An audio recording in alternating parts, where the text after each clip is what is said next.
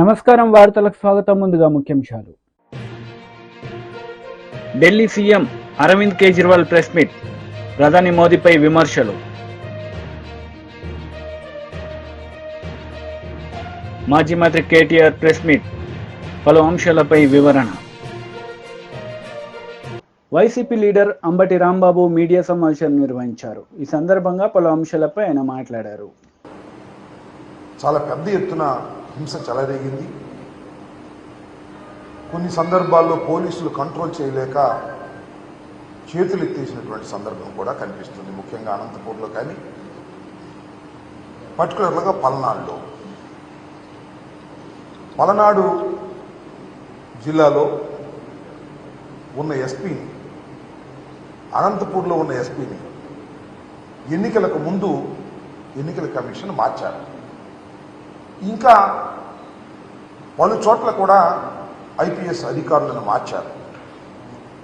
దేనికోసం మార్చారు అంటే, పురంధరేశ్వరి గారు భారతీయ జనతా పార్టీ రాష్ట్ర శాఖ అధ్యక్షురాలు, చంద్రబాబు నాయుడు గారి వదిన గారు, చంద్రబాబు నాయుడు గారితో కలిసి, వీళ్ళు కలిసే ఉన్నారనుకోండి. ఎందుకంటే భారతీయ జనతా పార్టీ, తెలుగుదేశం, జనసేన కలిసి కూటమిగా వచ్చారు. వీళ్ళిద్దరూ కలిసి ఎన్నికల కమిషన్కు ఫిర్యాదు చేశారు. ఎవరైతే ఐపీఎస్ అధికారులు ఉన్నారో వీళ్ళందరూ కూడా ప్రభుత్వానికి తొత్తులుగా ఉన్నారు, వారికి అనుకూలంగా ఉన్నారు, కాబట్టి వారిని మారిస్తే తప్ప నిష్పక్షపాతంగా ఎన్నికలు జరగవు అనేటువంటి ఆర్గ్యుమెంట్ను తీస్తే సహజంగానే ఎన్నికల కమిషన్ కొంత బిలీవ్ చేసి ఉండవచ్చు. ఈ మార్పులన్నీ చేశారు. ఇక్కడ గమనించాల్సిన అంశం ఏమిటంటే, ఎక్కడైతే పురంధరేశ్వరి పిటిషన్ మీద మార్పులు చేశారో ఆ ప్రాంతంలోనే హింస ప్రజ్వరిల్లింది. Note this point. ఇవాళ మనం ఫర్ ఎగ్జాంపుల్ అనంతపూర్ తీసుకున్నాం, ఫర్ ఎగ్జాంపుల్ పల్నాడు తీసుకున్నాం. పల్నాడులో నేను this is the third time I'm going to contest, మూడోసారి నేను పోటీ చేయబోతున్నాను. గత 2 ఎన్నికల అనుభవం నాకుంది. ఏ రోజుని కూడా ఇంత పెద్ద ఎత్తున హింస జరిగినటువంటి సందర్భం లేదు. మొన్న ఎన్నికల్లోనే భారీ ఎత్తున హింస జరిగింది. ఎందుకు జరిగింది? కారణం ఏంటి? కొత్తగా ఎస్పీ వచ్చారు. పాత ఎస్పీ పక్షపాత ధోరణితో ఉంటాడని మార్చేశారు. కొత్త ఎస్పీని ఇస్తే బలంగా ఉండాలి కదా, ప్రశాంతంగా జరగాలి కదా. ఎందుకు పూర్వం కన్నా ఎక్కువ హింస జరిగింది అనేది ఇక్కడ పాయింట్ అని మనం చేస్తున్నాం. అంటే ఈ మార్పులు చేర్పుల మీదే కుట్ర జరిగిందా? తెలుగుదేశం, భారతీయ జనతా పార్టీ, పురంధరేశ్వరి గారు, పవన్ కళ్యాణ్ గారు కలిసి కుట్ర చేశారా? కుట్ర చేసి ఈ పిటిషన్లు పెట్టి ఏదో ఒక విధంగా తాము తమ ఓట్లను, ఫాల్స్ ఓట్లను గందరగోళాలు చేసి ఓట్లు వేయించుకోవడం ద్వారా గెలవాలని అనుకున్నారా అనేటువంటి సందేహాలు కలుగుతూ ఉన్నాయి. ముఖ్యంగా పల్నాడులోకి వస్తే, నర్సరావుపేట పార్లమెంటు నియోజకవర్గం వైఎస్ఆర్ కాంగ్రెస్ పార్టీకి చాలా strong constituency. Everybody knows it. 7కి 7 గెలిచాం పోయిన ఎన్నికల్లో. ఇవాళ కూడా 7కి 7 గెలిచే పరిస్థితి ఉన్నది అని మాకన్నా బాగా తెలిసిన వ్యక్తి అటు పోటీ చేసిన మా పార్టీ వ్యక్తే మొన్నటిదాకా.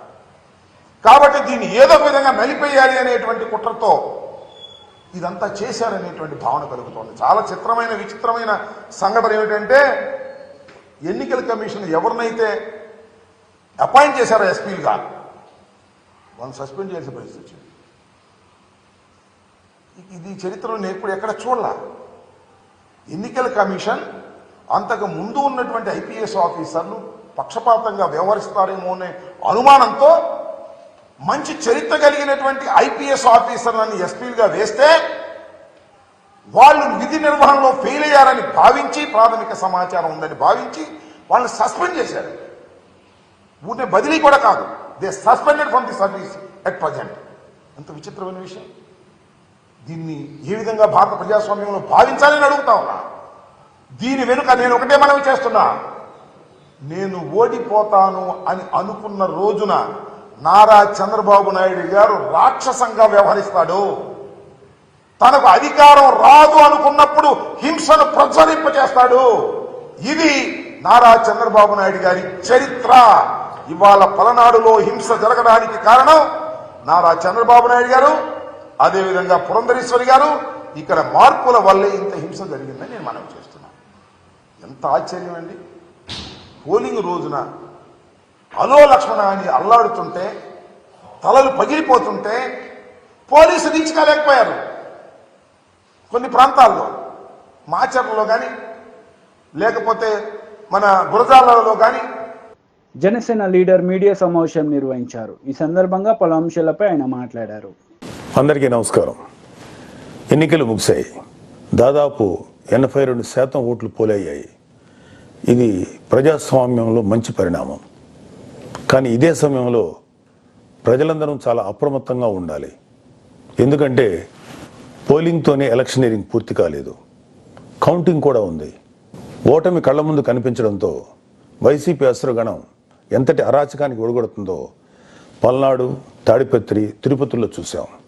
సైకోపాత్ అనే మాట మనం వింటూ ఉంటాం. ఈ జగన్మోహన్ రెడ్డి కూడా ఆ కోవలోకి వస్తాడో లేదో తెలియదు, కానీ ఖచ్చితంగా అతను ఒక సోషియోపాత్. ప్రజలను కులాలుగా, వర్గాలుగా, పార్టీల వారీగా విడదీసి చిచ్చులు పెట్టి ఆనందించే రకం. అతనిలో ఆ మానసిక స్థితిని మొదట్లో ఎవరు గుర్తించలేకపోయారు. ఆ వ్యాధిని తన అసురగణానికి కూడా అంటించాడు. ఈ సోషియోపాత్ మానసిక స్థితి రోజు రోజుకి ముదిరిపోయింది. ఓటమి కనిపిస్తుండటంతో వైసీపీ ముఠాలు ఉన్మాదంతో ప్రజల ఇళ్ల మీద పడి అరాచకం సృష్టిస్తున్నాయి.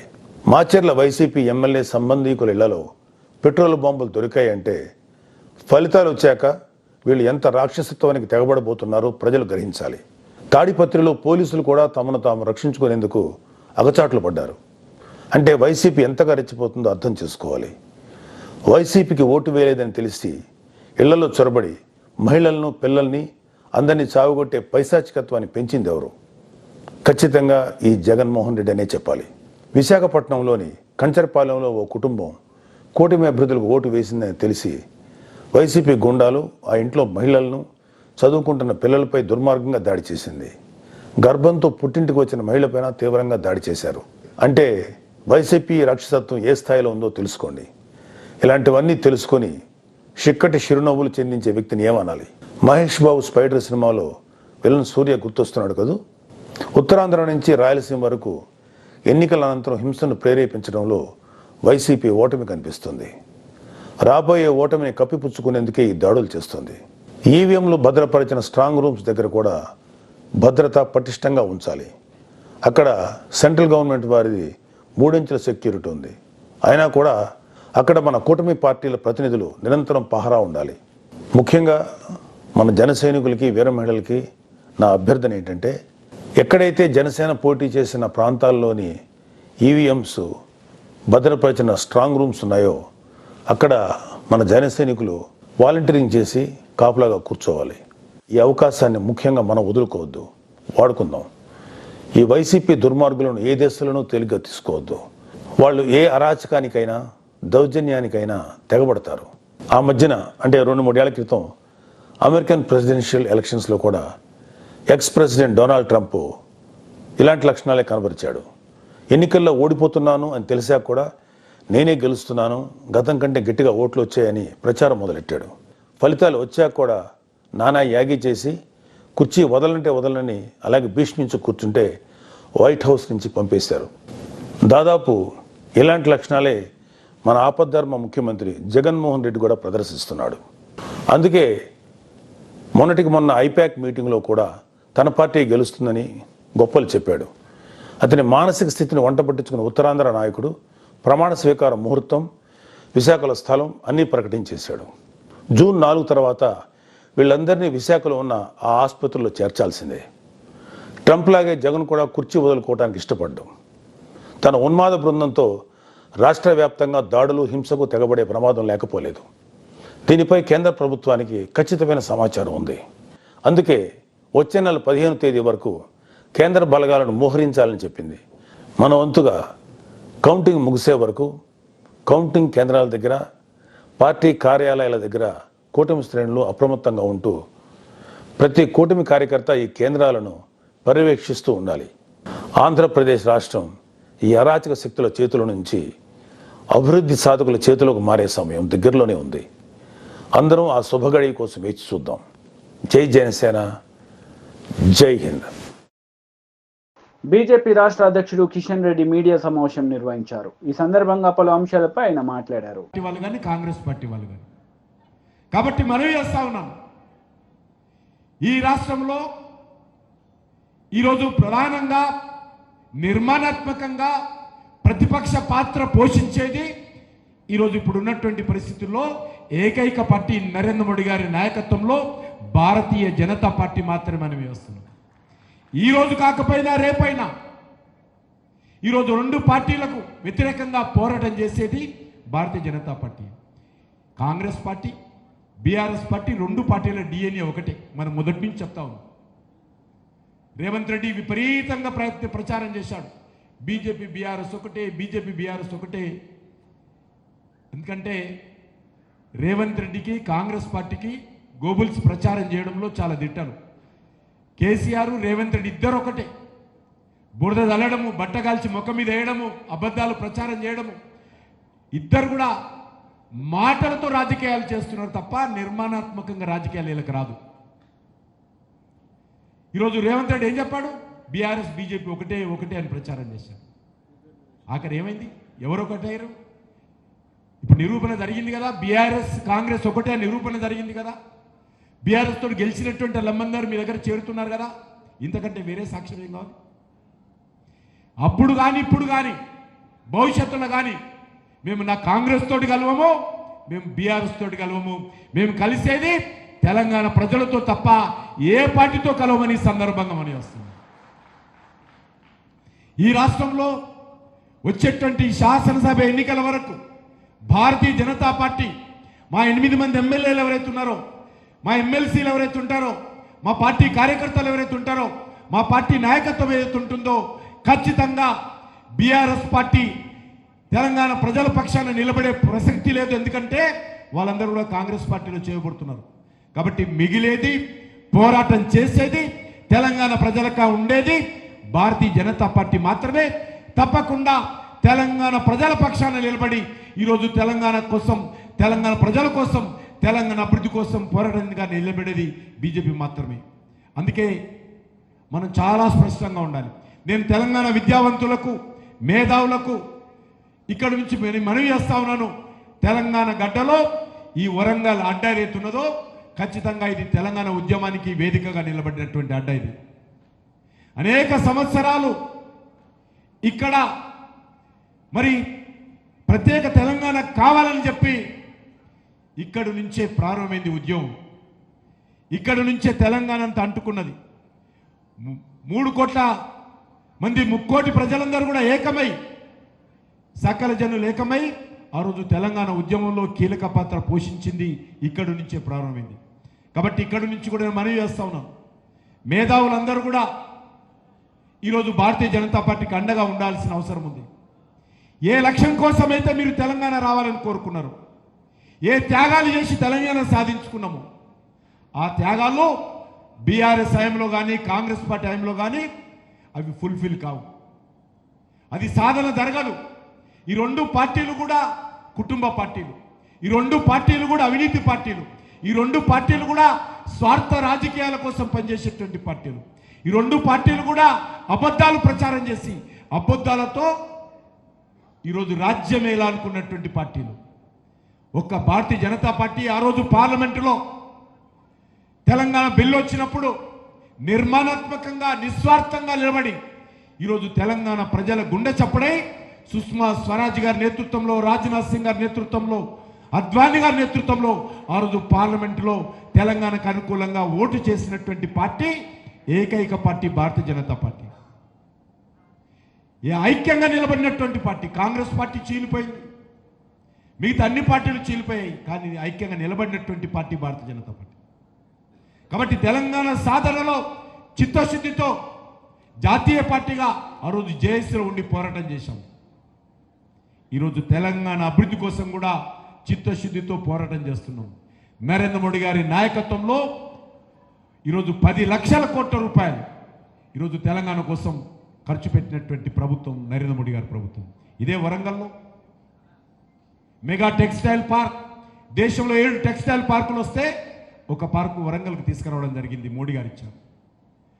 రైల్వే మ్యానుఫ్యాక్చరింగ్ యూనిట్ ఇంటిగ్రేటెడ్ యూనిట్గా ఈరోజు ఇక్కడ రైల్వే వ్యాగన్స్ కానీ, రైల్ ఇంజన్స్ కానీ, రైల్ కోచ్లు కానీ తయారు చేసేటువంటి ఇంటిగ్రేటెడ్ యూనిట్ ఇక్కడ ప్రధానమంత్రి గారు వచ్చి స్వయంగా శంకుస్థాపన చేశారు. ఇదే ఉమ్మడి వరంగల్ జిల్లాలో సమ్మక్క సారక్క కేంద్రీయ గిరిజన విశ్వవిద్యాలయం శాంక్షన్ చేసి ఈ సంవత్సరమే, ఈ విద్యా సంవత్సరమే అడ్మిషన్స్తో ప్రారంభం కాబోతున్నది. ప్రారంభమైంది. నేను స్వయంగా వెళ్ళి ఆ యొక్క క్యాంపస్ను ప్రారంభించిన విషయాన్ని మనం చేస్తాము. ఈ సంవత్సరం అడ్మిషన్స్ అవుతాయి. ఇంకా ల్యాండ్ ఎంత తొందరగా సెటిల్ చేస్తే కొత్త బిల్డింగ్ క్యాంపస్ కూడా ప్రధానమంత్రి గారు స్వయంగా భూమి పూజ చేయబోతున్నారనే విషయాన్ని కూడా ఈ సందర్భంగా మనం చేస్తున్నాం. అంతేకాదు, ఇక్కడ జాతీయ రహదారులు కావచ్చు, ఇక్కడ వరంగల్కి సంబంధించినటువంటి స్మార్ట్ సిటీ కావచ్చు, హెరిటేజ్ సిటీ కావచ్చు, ఇక్కడ ఉన్నటువంటి మరి రామప్ప దేవాలయానికి సంబంధించి యునెస్కో అనేక కట్టడాలు ఉన్న మాజీ మంత్రి కేటీఆర్ మీడియా సమావేశం నిర్వహించారు. ఈ సందర్భంగా పలు అంశాలపై ఆయన మాట్లాడారు. కేసీఆర్ ప్రభుత్వంలో ఇచ్చిన ఉద్యోగాలు, వాటి కాయిదాలు నువ్విచ్చి నేను ఇచ్చిన ఉద్యోగాలు అంటే లెక్క ఎట్లా కుదురుతుంది? అందుకే రేపటి రోజున రేవంత్ రెడ్డి నీ మాట శాసన మండలిలో అడిగేటోడు కావాలి, ఆయనకు పక్కన కూర్చొని డప్పు కొట్టుకుంటా వత్తాసు వలికేటోడు కాదు. ఏమాయ నీ 2 లక్షల ఉద్యోగాలు తెలంగాణకి ఇచ్చినావు కదా మాట, నీ ప్రభుత్వం చెప్పింది కదా మొదటి సంవత్సరంలో 2 లక్షల ఉద్యోగాలు ఇస్తాన్నావు, ఏమైనాయి అని గల్లాబట్టి అడిగే రాకేష్ రెడ్డి రేపు శాసన మండలిలో ఉండాలి. రేవంత్ రెడ్డిని ఈ ప్రభుత్వానికి కడిగి పారేస్తాడు ఉండాలి, కడిగి పారేస్తాడు ఉండాలి తప్ప వాళ్ళకు పక్కన కూర్చొని డప్పు కొట్టుకుంటా యూట్యూబ్లో వాళ్ళకు మళ్ళీ చాలా సొక్కం రేవంత్ రెడ్డి అని చెప్పి వాళ్ళ కోసం సన్నాయి నొక్కులు నొక్కేటోడు కాదు. దయచేసి నేను మిమ్మల్ని అడిగేది ఒకటే, ఈ ప్రభుత్వం ఇవాళ అన్ని వర్గాలను మోసం చేసింది. రైతులను మోసం చేసింది, మహిళలను, మా ఆడబిడ్డలను మోసం చేసింది. నెలకు 2500 ఇస్తా అన్నారు, కోడన్లుంటే 2500 ఇస్తా అన్నాడు, మహాలక్ష్మి అన్నాడు, ఇప్పటిదాకా అత్తాలేదు పత్తాలేదు. 18 ఏళ్లు నిండిన ఆడబిడ్డలు ఈ రాష్ట్రంలో 1,67,00,000 మంది ఉన్నారు. 1,67,00,000 మంది. వాళ్ళందరూ ఎదురు చూస్తున్నారు ఎప్పటి నుంచి ఇస్తాడు 2500 అని. సిగ్గు లేకుండా అబద్ధాలు చెప్తా ఉన్నారు. నేను ఇప్పుడే ఇక్కడికి వస్తుంటే చూసిన ప్రియాంక గాంధీ గారు ఉపన్యాసం ఇస్తున్నది ఉత్తరప్రదేశ్లో. మేము ఆల్రెడీ చాలు చేసినాం, మేము ఆల్రెడీ అక్కడ ఇస్తూనే ఉన్నాం, తెలంగాణలో నెలకు 2500 పడుతూనే ఉన్నాయి ఆమె చెప్తుంది. ఆదిలాబాద్కి వచ్చి రాహుల్ గాంధీ అబద్ధం చెప్తాడు, నెలకు 2500 పడిపోతూనే ఉన్నాయని. ఇప్పుడే నాకు మా మహేందర్ అన్న చెప్తున్నాడు, గొంగిడి మహేందర్ రెడ్డి గారు, అన్నా మేము ఎక్కడ లేని విధంగా ఆలేరులో సోషల్ మీడియా కమిటీలు వేసుకున్నాం, యువజన కమిటీలు వేసుకున్నాం అనే మాట చెప్పిండు. ఆ మాట వాస్తవమేనా? ఉన్నారా మీరందరు ఇక్కడ? నేను మిమ్మల్ని దయచేసి కోరుతున్నా, ఇవాళ మీ బాధ్యత. ఎందుకంటే గ్రాడ్యుయేట్ ఓటర్ అంటే అక్కడోళ్ళు ఉంటారు. మొత్తం మీ ఆలేరు నియోజకవర్గంలో 11,000 ఓట్లు ఉన్నాయి అనుకుంటా. వాళ్ళకి మనిషికి వాళ్ళ వాట్సాప్ ఇన్బాక్స్లో వాళ్లకు చేరేటట్టు ఈ సమాచారాన్ని ఇవ్వాల్సిన బాధ్యత మనది. ఇక్కడ నిల్చున్న కాంగ్రెస్ అభ్యర్థి ఎన్నికల్లో ఏమన్నాడు? రైతు బంధు అడిగితే చెప్పు తీసి కొట్టమన్నాడు, చెప్పు తీసి. మీ జిల్లా మంత్రి ఏమన్నాడు? ఆయన రైతు బంధు అడిగితే ఏమన్నాడు? చెప్పుతో కొడతా అన్నాడు. మరి చెప్పుతో కొడతా అన్న తప్పుడు నా కొడుకులను మనం చెప్పు తీసి కొట్టాలన్నా లేదా ఓటుతో ఆలోచించమని చెప్పి నేను కొడతాను. ఈ మాట మనం అనవలసిన మాట కాదు, గ్రాడ్యుయేట్ ఓటర్లకు చేర్చవలసిన మాట. ఇవాళ తప్పుడు ప్రచారం చేస్తున్న కాంగ్రెస్ పార్టీ, పైసలు ఇవ్వకుండానే ఇస్తున్నామని చెప్పి తప్పుడు కూతలు కూస్తున్న కాంగ్రెస్ పార్టీ 2,500 రూపాయలు ఇస్తున్నారా? ఒక్క మహిళకన్నా వచ్చిందా? మహాలక్ష్మి సిగ్గు లేకుండా ఇవాళ ప్రియాంక గాంధీ, రాహుల్ గాంధీ పచ్చి అబద్ధాలు చెప్తుంటే 6 గ్యారంటీల్లో 5 అయిపోయినాయి అని రేవంత్ రెడ్డి తప్పుడు కూతలు కూస్తుంటే గమ్మున కూర్చొని ఊరుకుందామా? మాట్లాడొద్దా? చదువుకున్న వాళ్ళు కూడా మాట్లాడరా? గ్రాడ్యుయేట్లు కూడా మాట్లాడరా? గ్రాడ్యుయేట్లు కూడా తీర్పు ఇయ్యరా? ఆలోచించండి. ఈ ప్రభుత్వంతో పని చేయించాలి అంటే, ఈ ప్రభుత్వాన్ని రేపు శాసన మండలిలో కడిగి పారేయాలంటే యోగి చదువుకున్న గోల్డ్ మెడలిస్టు ఇక్కడ దిక్కున్నాడు, బ్లాక్ మెయిలర్ ఇంకో దిక్కున్నాడు. ఎవరు కావాలో ఆలోచించుకోండి అని చెప్పి నేను విజ్ఞప్తి చేస్తా ఉన్నా. ఈ ఎన్నిక ఒక తమ్ముడు రాకేష్ రెడ్డి ఎన్నిక కాదు. ఈ ఎన్నిక మన పార్టీ ఎన్నిక, మనందరి ఎన్నిక. 11,000 ఓటర్లకు మనం చేరాలంటే మరి మన నాయకులందరూ కూడా ఇక్కడ ఉన్నారు, మన మండల నాయకులు ఉన్నారు, గ్రామాల నుంచి వచ్చిన నాయకులు ఉన్నారు. మిమ్మల్ని కూడా నేను ప్రార్థిస్తా ఉన్నాను, దయచేసి మీరు కూడా గ్రామాన మీకు ఓటర్ లిస్టు మీకు బూత్ల వారీగా మీకు వచ్చింది. బూతుల వారీగా ఒక్కొక్క ఓటర్ను మనమే కలవాలి, మనమే కూర్చోవాలి, మనమే ముచ్చట పెట్టాలి. 5 రోజులే ఉంది, ఇంకా టైం ఎక్కువ లేదు. ఒక్కొక్క మనిషిని కలవాలి, ఫోన్లు చేయాలి, అడగాలి. అన్నా మీ ఒకటే priority vote, first priority and only priority. నిలువు గీత గీయండి. 3వ నెంబర్లో రాకేష్ రెడ్డి పేరున్నది, దాని పక్కన ఉన్న డబ్బాలో వెంకటేశ్వర స్వామి నామం లెక్క ఒకటే గీత పెట్టాలి, ఒకటే నిలువు గీత పెట్టాలనే మాట మనందరం కూడా చెప్పాలి. చెప్పుకోలేదు, మనం ప్రచారం చేసుకోలేదు. నేను ఇప్పుడే అక్కని అడుగుతా ఉన్నాం, అక్క ఎట్లున్నది మరి మీ రియల్ ఎస్టేట్ ఆలేరు ఎట్లుందని అడిగిన. మరి కేసీఆర్ ఉన్నప్పుడు బాగుండే, ఇప్పుడు ఎట్లుందని అడిగిన. ఎట్లుంది? బాగుందా? బాగుందా? బాగాలేదా? మార్పు బాగలేదా? ఇప్పుడు మనం చెప్పుకోలేదు. ప్రాబ్లం ఏంటంటే వాళ్ళేమో బీజేపీ వాళ్ళు అయోధ్యలో గుడి కట్టింది, ఇక దాని గురించి ఊరు వాడ ఏకం చేసి చెప్పుకున్నారు, మనమేమో చెప్పుకోలేదు.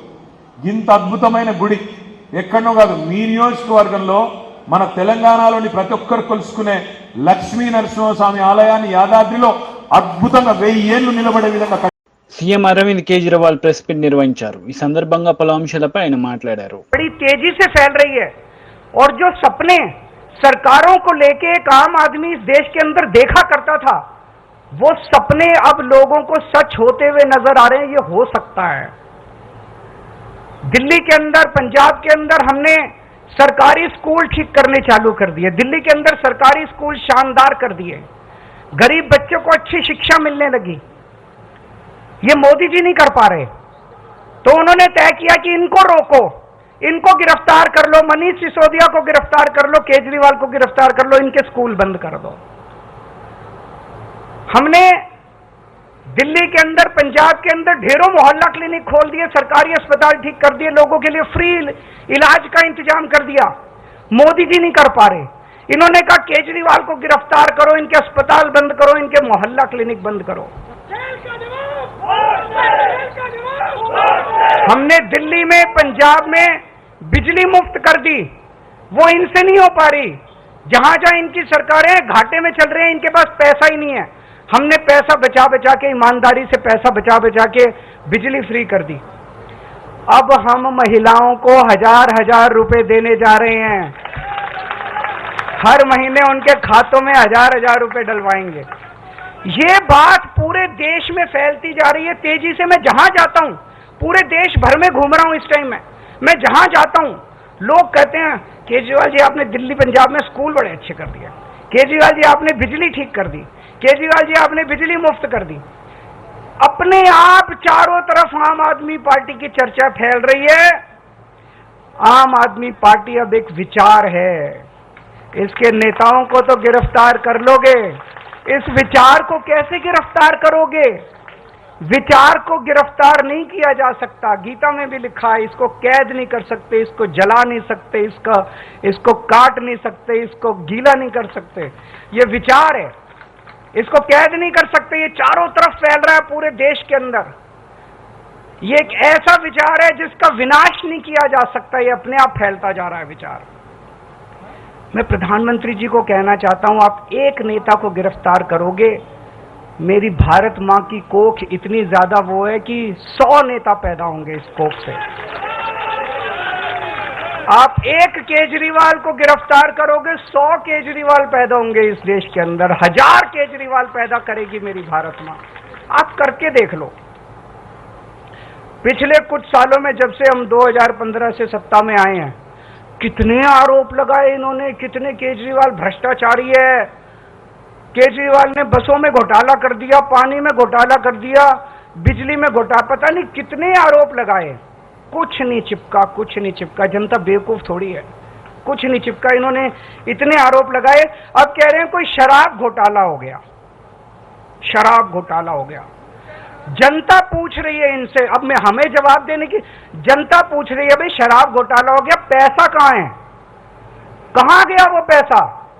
खुद ही जाके ये सुप्रीम कोर्ट में कहते हैं हाँ जी पैसे की तो कोई रिकवरी नहीं हुई. तो क्या हवा में हो गया क्या शराब घोटाला? कहीं बाकी रेड वेड मारते हैं ये, कहीं नोटों की गड्डियां मिलती हैं, कहीं ज्वेलरी मिलती है, यहां तो कुछ भी नहीं मिला, चवन्नी नहीं मिली. कहते हैं 100 करोड़ का घोटाला हो गया, 1000 करोड़ का 1000 रुपए भी नहीं मिले, 100 रुपए भी नहीं मिले. कहां गए सारे पैसे? बिल्कुल फर्जी केस इन्होंने बना बना के हमारे लोगों को गिरफ्तार किया। पंजाब चुनाव के पहले याद करो, पिछले 2022 में जब पंजाब चुनाव हुए थे, इन्होंने एक अबोहर के अंदर रैली में चुनाव के 3 दिन पहले प्रधान వార్తలు ముగించే ముందు ముఖ్యాంశాలు మరోసారి. Delhi CM Arvind Kejriwal press meet, ప్రధాని మోదీపై విమర్శలు. మాజీ మంత్రి కేటీఆర్ ప్రెస్ మీట్, పలు అంశాలపై వివరణ. ఈ వార్తలు ఇంతటితో సమాప్తం. తిరిగి ప్రసారమయ్యే వార్తల్లో మళ్ళీ కలుద్దాం. అంతవరకు సెలవు. నమస్తే.